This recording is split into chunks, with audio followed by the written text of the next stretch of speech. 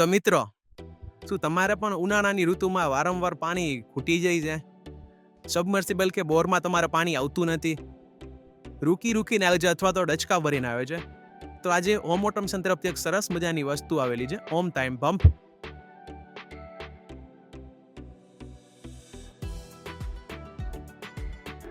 આ રહ્યું આપણું યુનિટ.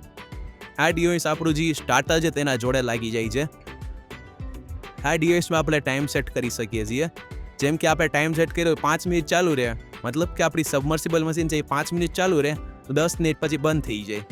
10 મિનિટની બદલે 5, 10, 15, 20, 30 જેટલા મિનિટ સુધી આપણે બંધ રાખવું એટલા મિનિટ સુધી સબમર્સિબલ બંધ રહે, અને જેટલા ટાઈમ માટે આપણે ચાલુ રાખ્યું એટલા ટાઈમ માટે ચાલુ રહે.